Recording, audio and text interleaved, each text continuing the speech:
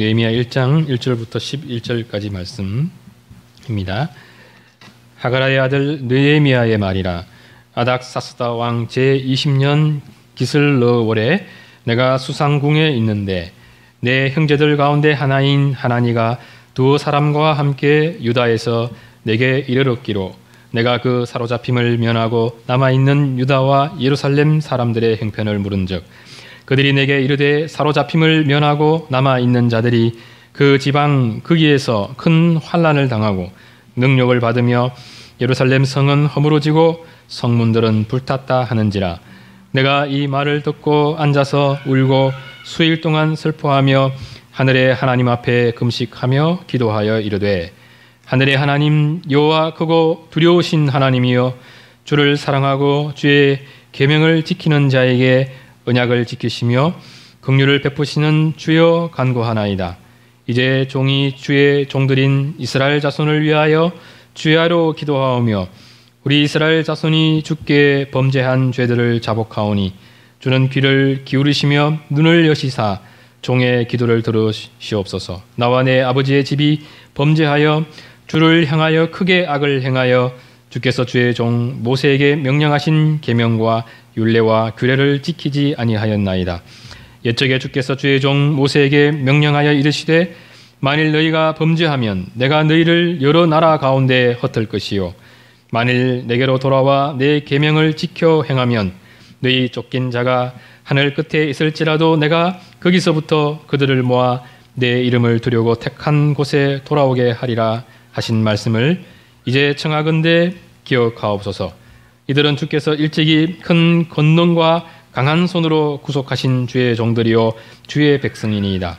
주여 구하오니 귀를 기울이사 종의 기도와 주의 이름을 경외하기를 기뻐하는 종들의 기도를 들으시고 오늘 종이 형통하여 이 사람들 앞에서 은혜를 입게 하옵소서 하였나니 그때에 내가 왕의 술관원이 되었느니라.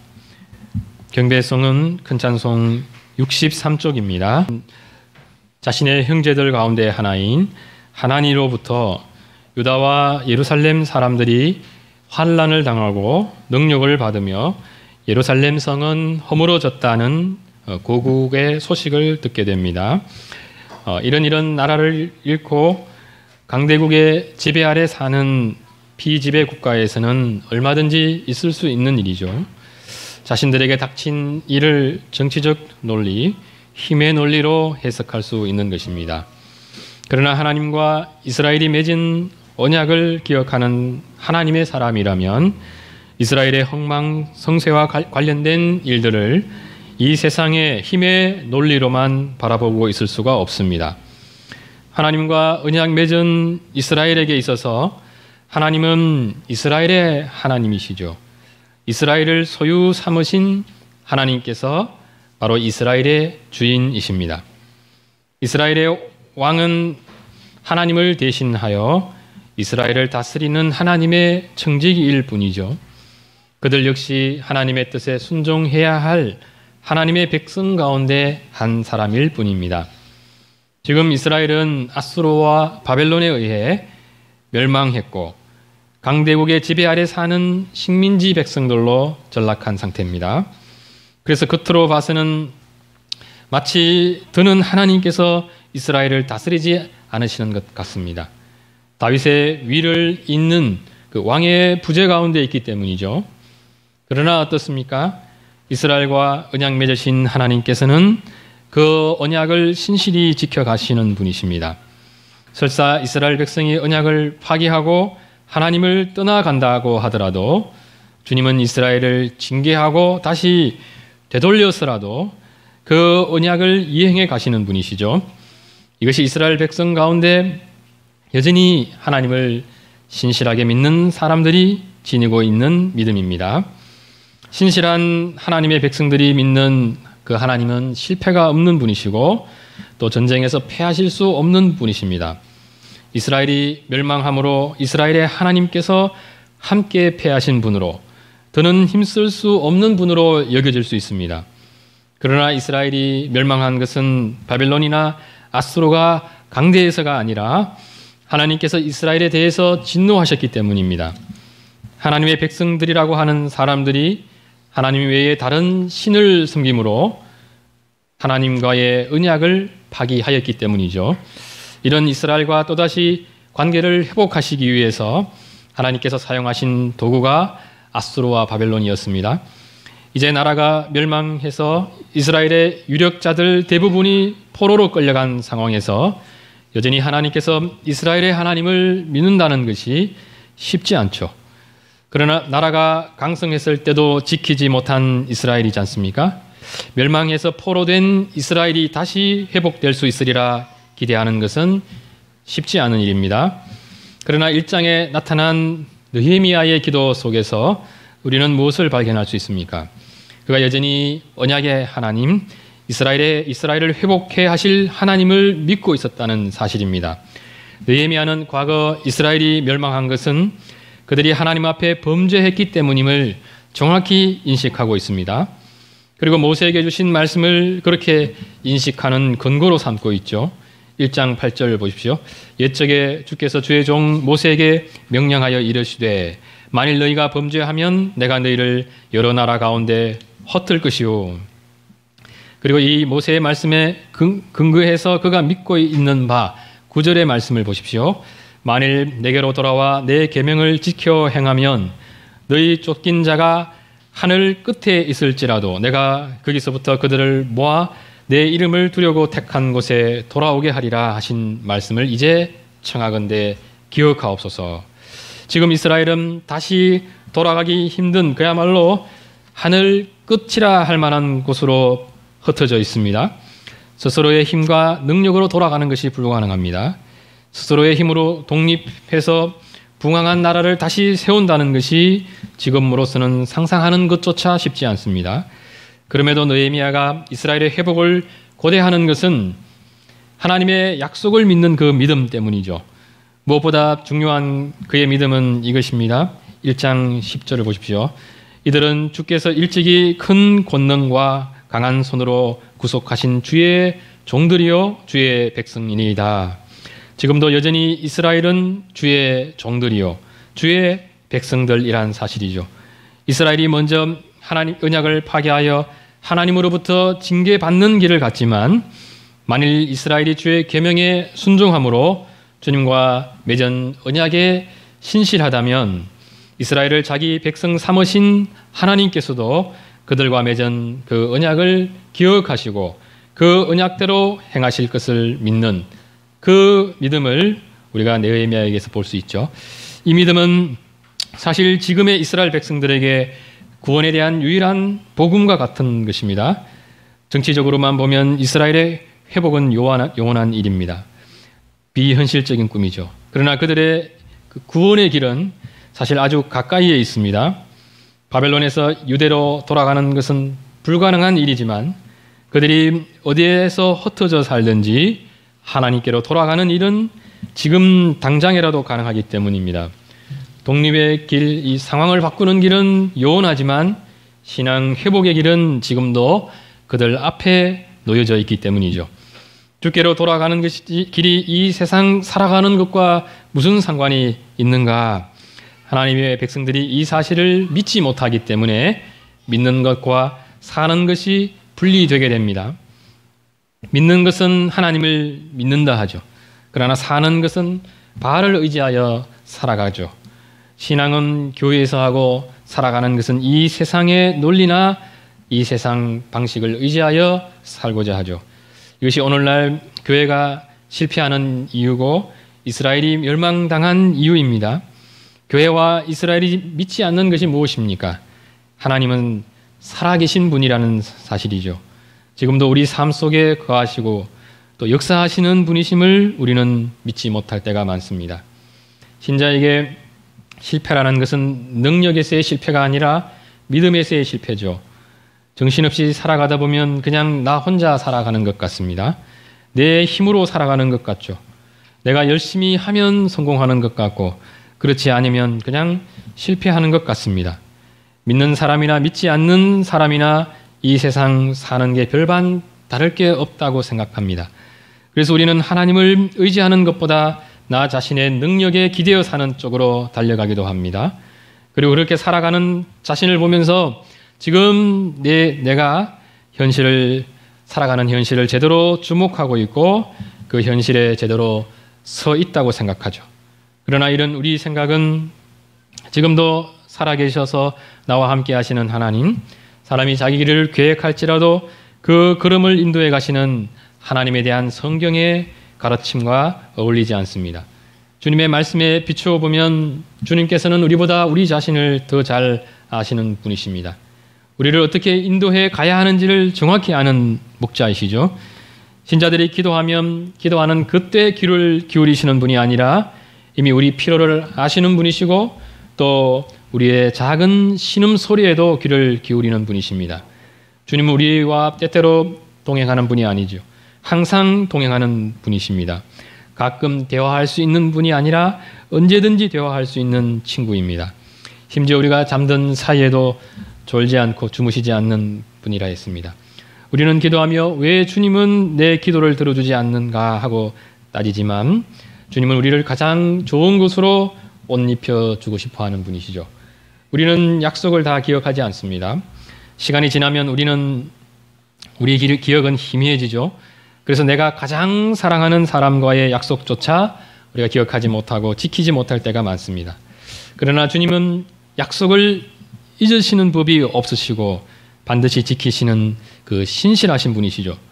우리는 타인을 대개는 조건적으로 대합니다. 그러나 주님은 조건 없이 우리를 대해 주시죠. 우리는 사랑하는 사람도 오랫동안 기다릴 수가 없습니다. 그러나 주님은 탕자일지라도 그가 돌아오기를 기다리시는 분이시죠. 우리는 주님에게 주님 왜 나와 함께 해주지 않으십니까 하고 묻습니다. 그러나 주님이 우리와 함께 해주지 않는 것이 아니라 실상은 우리가 주님과 함께 하지 않는 것입니다. 찾지 않고 주님께 말하지 않는 것이죠. 우리는 주님께 주님이 내게 해주신 것이 무엇입니까 하고 묻습니다. 이들의 문제가 뭡니까? 늘 내가 지금 원하는 것에 내 문제에만 매몰되어 있는 것이죠. 어린 아이들이 그렇지 않습니까? 엄마 아빠가 자신을 위해서 해주신 그 많은 헌신들을 잘 깨닫지 못합니다. 그저 자신이 엄마 아빠에게 요구하는 것들만 생각하지 않습니까? 성경의 하나님, 이스라엘의 하나님은 심지어 우리가 주님의 손을 놓고 있는 그 순간조차 우리의 팔을 붙들고 계시는 분이십니다. 그 하나님은 전능하신 분이시죠. 그래서 우리를 완벽하게 보호하실 수 있고 가장 안전한 길로 인도해 가실 수 있는 분입니다. 그래서 주 안에 있는 자는 대적의 위협 속에서도 평안할 수 있죠. 고난 가운데서도 기뻐할 수 있습니다. 하나님과 우리와의 관계 속에서 우리는 주 안에서 이런 영적 경험 속에 살아가는 것이 마땅합니다.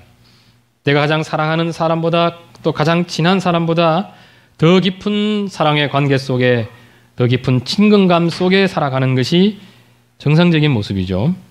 우리 주님께서 우리를 그렇게 대해 주시기 때문입니다. 주님께서 우리를 대해 주시는 대로 우리가 반응한다면 우리 또한 더없이 깊은 친밀함 속에 살아갈 수밖에 없습니다. 그럼에도 우리가 하나님과의 이 친밀함 속에 살아가지 못하는 것, 그것은 우리의 문제인 거죠. 하나님을 믿지 않는 것이 문제고 하나님과 동행하지 않는 것이 문제죠. 내가 지금 하나님의 살아가심을 지각하지 못한다고 해서 그 문제를 우리가 하나님께 돌릴 수는 없습니다. 우리의 문제를 우리가 제대로만 지각한다면 우리는 즉각적으로 무엇을 알 수 있습니까? 하나님께서 우리와 언약을 맺으시고 그 언약에 신실하신 분이라는 사실이 우리에게도 구원의 복음이다 하는 사실입니다. 이스라엘이나 우리의 회복의 길은 멀죠. 우리의 능력으로 가능하지 않습니다. 그러나 우리는 무엇을 할 수 있습니까? 느헤미야와 같이 그 마음을 하나님께로 돌이킬 수 있습니다. 주님의 뜻에 부합한 그 삶을 향해서 갈 수 있죠. 그리고는 주님의 약속을 의지해서 우리가 기도할 수 있습니다. 이처럼 우리가 주님을 찾고 주님을 의지하는 길은 언제든지 열려 있습니다. 그 길로 나아가는 것의 가치에 우리가 또 그 길로 나아가는 것의 절박함과 그 긴급함에 대해서 우리가 눈뜰 수 있어야 합니다. 조용히 말씀을 묵상하고 또 쉬지 않고 매일 기도하는 것의 영적 가치에 눈뜰 수 있어야죠. 또 가장 먼저 주님을 찾고 주님과 동행하는 그 삶의 가치에 눈뜰 수 있어야 합니다. 우리가 그렇게 할 때 우리의 주님이 얼마나 부지런히 일하시는 분이신지를 그때 비로소 알게 됩니다. 우리의 기도를 근거해서 우리의 계획과 상상을 뛰어넘는 일들을 충분히 하실 수 있는 분이 우리 주님이십니다. 바로 그런 믿음이 있어서 주님께 기도했던 사람, 바로 느헤미야였습니다. 느헤미야의 기도를 보며 우리가 배워야 할 기도의 자세가 있다고 한다면 그것은 바로 하나님 중심적인 그런 기도입니다. 성경을 읽을 때도 우리는 하나님을 중심에 두고 읽는 법을 배워가야 합니다. 성경의 내용을 정확히 파악하려는 것은 주님의 마음을 정확히 읽기 위해서죠. 제가 처음에 설교를 작성하고 설교 훈련을 받을 때 목사님으로부터 가장 많이 들었던 조언이 있었습니다. 설교 원고를 이제 갖다 주면은 원고를 다 읽은 후에 주님의 마음이 어떤지를 다시 한번 생각해 봐라 하면서 이제 돌려줍니다. 그럼 그것을 생각하려면 또 기도해야 되고 그렇습니다. 그래서 이제 다시 은혜 받고 회개하고 그렇게 해서 다시 써서 가져다 드리면은 잘 썼다고 이제 그렇게 하고 그래서 했는데, 우리가 성경을 읽을 때나 기도할 때 가장 많이 생각해야 하는 것이 주님의 마음입니다. 우리는 내 마음이 어떤지만 생각하다가 기도가 끝날 때가 많죠. 우리는 주님으로부터 듣기보다는 말을 쏟아내려고 할 때가 많습니다. 물론 때로는 그렇게 기도하는 것이 필요합니다. 그러나 그런 기도에만 머물러 있다면 곤란하겠죠. 우리 기도는 하나님의 마음을 깊이 헤아리는 데까지 나아가야 합니다. 어떤 것을 기도할 때 우리는 내가 기도하는 내용과 관련해서 가장 성경적인 주님의 뜻이 무엇인지를 깊이 생각하며 기도하는 대로 나아가야 합니다. 그렇게 주님의 뜻이 무엇인지를 알게 될 때 주님의 뜻이 이제 내 기도가 되기까지 그렇게 계속해서 기도해야 합니다. 느헤미야의 기도를 보면 그 기도의 내용이 곧 하나님께서 이스라엘에게 들려주고 싶었던 그 말씀임을 알 수 있죠. 느헤미야가 말하지 않아도 주님께서 말했을 그런 내용들입니다. 그런데 이제 그 말씀들이 느헤미야의 기도의 내용들이 되고 있습니다. 주님께서 원하시는 뜻이 동시에 내가 원하는 것이 되게 된 것입니다. 주님의 뜻에 근거해서 주께 드리는 기도는 결국 주님의 이름, 주님의 영광을 의지해서 올려드리는 기도가 되게 되죠. 어떤 신자가 이런 기도를 주님께 드리려 할 때 먼저 그는 주님을 깊이 사랑하는 사람이 되어야만 합니다.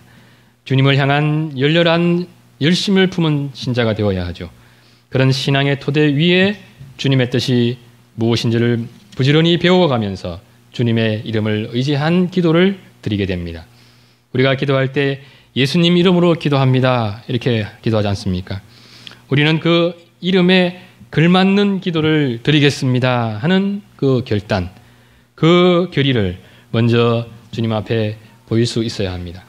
그래서 때로는 내가 말하고 싶은 것들, 내가 따지고 싶은 것들, 내 감정을 잠시 내려놓고서라도 주님의 뜻을 생각할 수 있어야 합니다. 그것은 문제의 해결이 내게 있지 않고 주님께 있습니다 하는 그 고백인 것이죠. 항상 선하신 하나님 앞에 힐문할 수 있는 사람은 있을 수 없다는 것을 인정하기 때문입니다. 그렇게 기도할 때 우리가 종종 깨닫게 되는 바가 무엇입니까? 우리의 문제의 원인은 주님께 있는 것도 아니고 상황에 있는 것도 아니고 심지어 나의 연약함에 있는 것도 아니라는 것입니다. 하나님의 은혜를 현재적으로 덧입지 못하는 것이 원인인 것이죠. 그래서 주님의 뜻대로 간구하지 않고 그 뜻대로 순종하며 살지 못하는 것이 원인입니다. 느헤미야가 이스라엘의 회복을 위해서 자신을 죽게 드릴 때 우리는 그가 그런 신앙의 사람, 기도의 사람이었다는 것에 주목할 수 있어야 합니다. 우리 교회가 주님을 위해 일하려고 할 때 우리 역시 느헤미야와 같은 이 신앙적 면모를 지니기 위해 노력을 해 가야 합니다. 주님의 뜻을 알고 그 뜻대로 간구할 뿐만 아니라 주께서 간절히 원하시는 바가 곧 내가 원하는 바가 되기까지 계속해서 기도할 수 있어야 합니다. 그렇게 기도하며 느헤미야가 믿었던 바가 무엇인지 11절 말씀을 보십시오. 주여 구하오니 귀를 기울이사 종의 기도와 주의 이름을 경외하기를 기뻐하는 종들의 기도를 들으시고 오늘 종이 형통하여 이 사람들 앞에서 은혜를 입게 하옵소서. 주의 이름을 경외하기를 기뻐하는 종들의 기도를 들으시고 이것이 주님께서 우리에게 원하시는 바죠. 모든 기도하는 종들은 주의 이름 경외하기를 기뻐해야 한다는 사실을 기억해야 합니다. 이것이 주의 앞에 기도하며 나아가려는 이들이 지니고 있어야 할 기도의 자세입니다. 만일 우리가 이런 자세에서 멀어지게 된다면 어떻게 해야 하겠습니까? 그 마음 자세가 다시 회복되기까지 기도하는 것 외에 다른 방법이 없습니다. 그렇게 기도하며 믿어야 할 바가 또 무엇입니까? 주님께서는 주님을 경외하는 종들의 기도를 들으시는 분이라는 사실입니다. 주님은 우리의 모든 기도를 들으시는 분이시죠. 그러나 우리가 기도한 대로 응답하시는 때는 우리가 주님을 경외하며 주님의 뜻대로 간구하는 때죠. 이러한 기도는 주님을 경외하며 주님을 사랑하며 드려지는 기도이기에 우리가 일생 동안 기도하며 산다고 하더라도 실제로 느헤미야와 같은 이런 기도를 간절한 마음으로 했던 때, 또 기도하는 그 순간이 그리 많지 않습니다. 그 점에서 우리는 너무나 기도하지 않는 사람들이죠. 기도하지 않고 사는 것이죠. 우리를 통해 주님의 뜻이 충만히 이루어지는 것을 우리가 좀처럼 목도하지 못하는 이유이기도 하죠. 에스라와 느헤미야가 결국 개혁해야 하는 것은 이스라엘의 신앙이고 이는 우리 역시 마찬가지입니다. 우리가 회복해야 할 신앙의 좋은 모델이 에스라고 또 느헤미야입니다. 그들도 지금 못지않게 현실과 타협하며 살기 쉬운 그런 시대 속에 살아갔던 사람들입니다. 그런데도 그들이 현실의 벽을 넘어서서 주님의 뜻을 수행하는 것이 그 자신들의 삶의 현실이 되도록 만들 수 있었던 것은 바로 그들이 지니고 있었던 신앙 때문입니다. 주님을 경외하는 신자의 기도를 들으신 하나님께서 손수 일하셨기 때문입니다. 지금도 교회의 회복의 길, 구원의 길은 아주 가까이에 있습니다. 우리와 언약 맺으신 하나님 앞에 내가 먼저 나아가는 것입니다. 그리하여 참으로 주님을 경외하는 신자로 서서 기도하기를 시작하는 것에 있죠.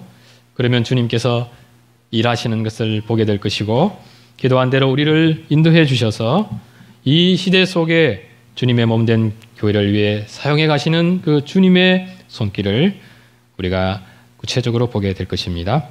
기도드리겠습니다. 걸어가신 하나님 아버지, 우리도 느헤미야와 같이 주의 이름 경외하기를 기뻐하는 마음으로 주님 앞에 서 있을 수 있도록 은혜 베풀어 주옵소서.